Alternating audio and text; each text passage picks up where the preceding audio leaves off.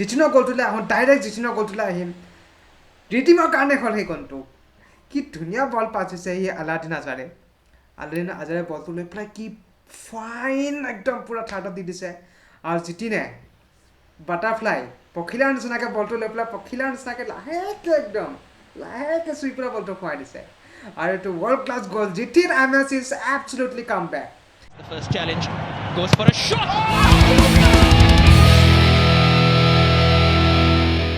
আন এটা এপিছ'ড আপোনালোকক হাৰ্দিক স্বাগতম। আজি মেটচ আছিলে north east United FC versus FC গোৱা।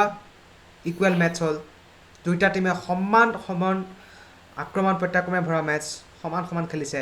আজি আমি জানিছিলোঁ আমাৰ অপনেণ্টটো ইজি নাছিলে, যেনেকৈ আমাৰ মানে লাষ্ট যোনখন আমি ফাৰ্ষ্ট লেগ খেলিছিলোঁ তাত আমি 3-3 ড্ৰ হিচাপে আমি সমাপ্ত কৰিছিলোঁ।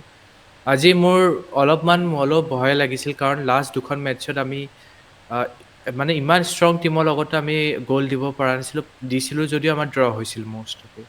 তো মোৰ ভয় লাগিছিল যে গোৱা এগেইনষ্টত কিজানি গোৱাই আমাৰ পৰা পইণ্টটো কাঢ়ি লৈ যাওক নেকি, এনেকুৱা নিচিনা মোৰ ফিল হৈছিল। কিন্তু যেতিয়া মেটচখন লাহে লাহে আগবাঢ়িলে, প্ৰথম হাফতো মই 50-50 মানে চান্সেছ দেখিছিলোঁ। আৰু গোৱাৰটো একদম এনেকুৱা আছিল যে একদম বাৰত লাগিছিল, আমাৰো বাৰত লাগিছিল, কিন্তু যোনটো গোৱাৰ বাৰত লাগি গৈছে সেইটো মানে মোৰ মানে 100% গ'লেই হ'লহেঁতেন। বহুতখিনি আমাৰ বস্তু থাকে যেতিয়া মেটচ এখন হয়, আৰু যেতিয়া প্ৰগ্ৰেছ হৈছে নৰ্থ ইষ্ট এইবাৰ মানে আমি দেখিছোঁ নতুন কেৰেক্টাৰৰ প্লেয়াৰ কিছুমান আমি পাইছোঁ, যোনটো টিমত অলৰেডি আছিল। আগৰবাৰ কিজানি আমি ইউজ কৰা নাছিলোঁ সেই ধৰণে, আমি দেখা নাছিলোঁ সেইকাৰণে। আৰু বেনালীয়ে যোনটো মানে এইবাৰ দেখিছে মানে চান্সেছ দিছে, then going for a new player, মোৰ সেইটোও ভাল লাগিছে যে ভাল লাগিছে কেতিয়াবা সঁচাই। কিছুমান প্লেয়াৰক যদি তুমি ভৰসা কৰি পেলাই ফিল্ডত নমোৱা, সিহঁতে নিজৰ 100% দিবলৈ সদায় ট্ৰাই কৰে। সত্য। সেইটোকে কৈ পেলাই মই জাষ্ট আকৌ এবাৰ মই নাম ল'ব বিচাৰিছোঁ লাষ্ট মেটচৰ দৰে ৰিডিম তালাং। য়েছ। ৰিডিম তালাঙৰ যোনখিনি মানে স্কিলছ, বা যোনটো আমাৰ মানে বহুত দিনৰ পৰা এটা কষ্ট হৈ আছিলে, সেই পজিশ্যনটো যোনটো এতিয়া ৰিডিম তালাঙে খেলিছিল দিনেশ সিঙৰ জেগাত, সেইটো ৰিডিম তালাঙৰ মানে কি কৰিছে মানে। ৰিডিম তালাঙে ক'ত আমি উইঙত খেলাইছিলোঁ আৰু ক'ত এইটো প্লেয়াৰ কি হৈছে আমাৰ ধুনীয়া খেলিছে আজি। সি ডিফেন্স কি, তাৰ মেন মাৰ্কিং, তাৰ without the ball rotation, with the ball running, cross, চবতে চব ডিপাৰ্টমেণ্টতে সি ক্লিক কৰি গৈছে। আৰু ইমান বঢ়িয়া কি পাছ উলিয়াই দিছে। জিতিনৰ গ'লটোলৈ আহোঁ, ডাইৰেক্ট জিতিনৰ গ'লটোলৈ আহিম। ৰিডিমৰ কাৰণে হ'ল সেই গ'লটো। কি ধুনীয়া বল পাছ হৈছে সি আলাউদ্দিন আজাৰে বলটো লৈ পেলাই কি ফাইন একদম পূৰা থাৰ্ডত দি দিছে। আৰু জিতিনে বাটাৰফ্লাই পখিলাৰ নিচিনাকৈ বলটো লৈ পেলাই পখিলাৰ নিচিনাকৈ লাহেকৈ চুই পেলাই বলটো খুৱাই দিছে। আৰু এইটো ৱৰ্ল্ড ক্লাছ গ'ল। Jitin Ahmed is absolutely come back. Jitin Ahmed is return.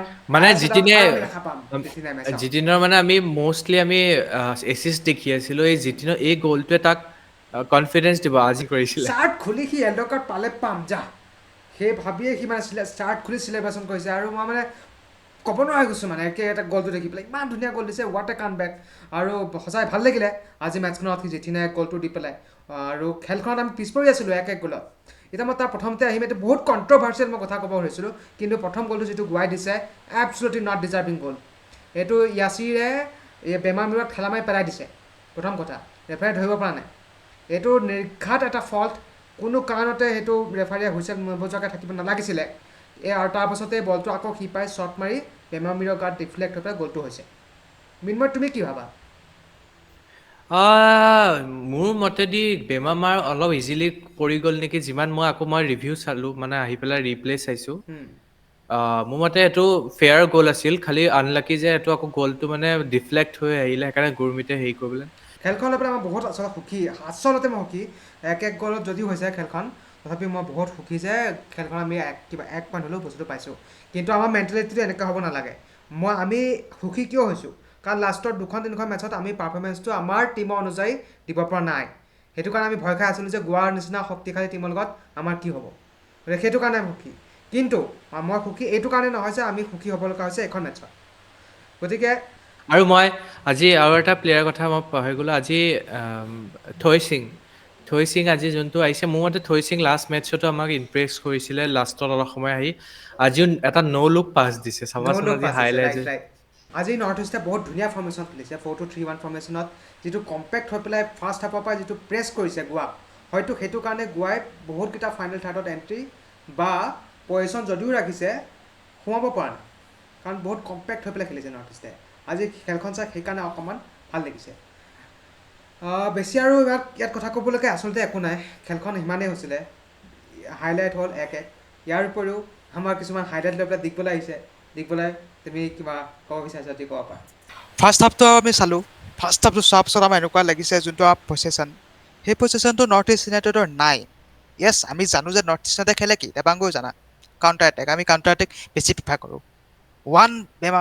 বেনালীয়ে সদায় কাউণ্টাৰ এটেকে চেষ্টা কৰে কিন্তু আমি আজিৰ প্ৰথম হাফত তুমি যদি চোৱা কাউণ্টাৰ এটেক আমি দিব পৰা নাই attack on target zero' target ইতিমধ্যে আকৌ সেইবোৰ আমি যদি তাৰ বিপৰীত ফালে গোৱাও ইতিমধ্যে ইমান ভাল খেলা নাই গোৱাইও ইমান চান্স কনভাৰ্ট কৰিব পৰা নাই কিন্তু তাৰে কেইটামান পইণ্ট মই এটা বহুত উল্লেখনীয় হিচাপে মই পইণ্ট কৰি থৈছিলোঁ 15 মিনিটত এটা আজাৰে চান্স পাইছিলে যিটো গ'ল কণ্টিনিউৱাছ ডিপিঙতে আছিলে অকণমান যদি আমি আজাৰে যদি অকণমান পিছৰ পৰা ল'লেহেঁতেন ন সেইটো এটা নিৰ্ঘাত গ'ল আছিলে এইটো ফাৰ্ষ্ট হাফ চান্স বুলি ক'ব পাৰিম মিছ কৰিলে ছেকেণ্ড চান্স এটা আছিলে যে 33 মিনিটত আজাৰে আৰু এটা চান্স পাইছিলে আৰু ISL ৰ ৰেফাৰীয়ে নিজৰ ISL-ত কেনেকৈ ৰেফাৰী কৰি দেখাই দিলে যিটো অফছাইড নাছিলে আচলতে আছিলে গিয়েৰমো অফছাইডত টুৱেলভ মোৰ অফছাইড আছিলে তাৰপিছত 43 মিনিটত এটা কাউণ্টাৰ এটেক পালোঁ আমি সিহঁতৰ কৰ্ণাৰৰ পৰা 43 মিনিটত জিথিনে হয়তো পাছ দিওঁতে লেট কৰিলে সেইটো এটা ডাইৰেক্ট চান্স এটা আছিলে যদি কেনেবাকৈ এইটো আজাৰে সেইটো যদি কেনেবাকৈ উলিয়াই দিব পাৰিলেহেঁতেন নিশাত সেইটো এটা গ'ল আছিলে সৰু সুৰা দেখিছেনে সৰু সুৰা ঘটনাবোৰ আমি জাষ্ট টুকুৰা কৈছোঁ এই সৰু সুৰা ঘটনাবোৰ পাই আমি হয়তো আজি খেল জিকিবও পাৰিলোহেঁতেন যিকোনো মই কিন্তু সুখী দেবাংগ মই আজি গেমখনত সুখী 1-1 ড্ৰ হৈছে আছিৰৰ লগত যোনটো আমাৰ ইনচিডেণ্ট হ'ল 60 মিনিটত এইটো এটা লেগ ব্ৰেকিং ইনচিডেণ্ট আছিল প্ৰতিপক্ষৰ ফালৰ পৰা আৰু এইটো মোৰ কাৰণে এইটো এটা ৰেড কাৰ্ডেই আছিল আৰু কমেণ্টেটো কৈছে যে এইটো এটা সম্পূৰ্ণৰূপে ৰেড কাৰ্ড খোৱাৰ যোগ্যতা ফাউল কিন্তু হাস্যকৰ কথা য়েল্ল' কাৰ্ড এখন নিদিলে এখন কাৰ্ডো নেদেখুৱালে বাকী যিকেই নহওক মেটচ চাই ভাল লাগিলে 1-1 খেলত আমি ড্ৰ কৰিলোঁ ঘৰুৱাত আছিলে খেলখন ইমানেই গোৱা আৰু নৰ্থ ইষ্টৰ খেল আপোনালোকে চালে 1-1 গ'লত ড্ৰ হ'ল অহা মেটচত আমি আকৌ লগ পাম চাই থাকক ভুজল কাটাছ The first challenge goes for a shot.